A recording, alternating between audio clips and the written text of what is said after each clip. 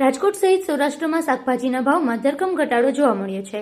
ટમેટા 5 થી 7 રૂપિયા કિલો, મરચા 10 રૂપિયા કિલો અને મોટાભાગના શાકભાજી 10 થી 15 રૂપિયા કિલો જોવા મળી રહ્યા છે।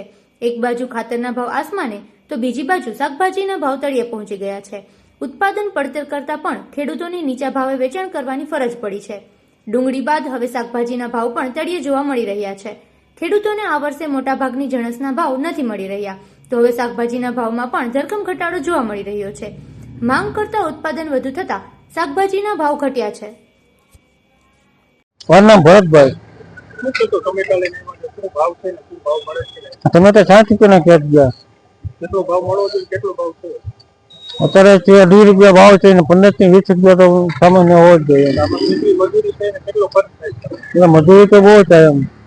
કેટલો ખર્ચ થાય છે? વધે છે શું પૈસા પાછળ? પૈસા તો કાંઈ નહીં વધે, તો 20-30 રૂપિયા વધે। મારું નામ સાકળિયા પ્રકાશભાઈ। પ્રકાશભાઈ, શું તો તમે યાર્ડમાં લઈને આવ્યા છો? યાર્ડમાં અત્યારે તો કોબી ને ટમેટા શું ભાવ મળી રહ્યા છે?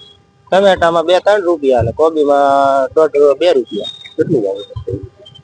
ટમેટીનું 2-2.5 વીઘાનું વાવેતર છે ને કોબીનું 1.5 વીઘાનું।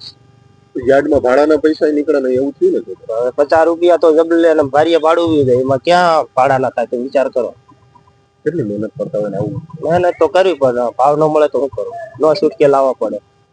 ખરેખર શું હોવું જોઈએ? કેટલા ભાવ મળે?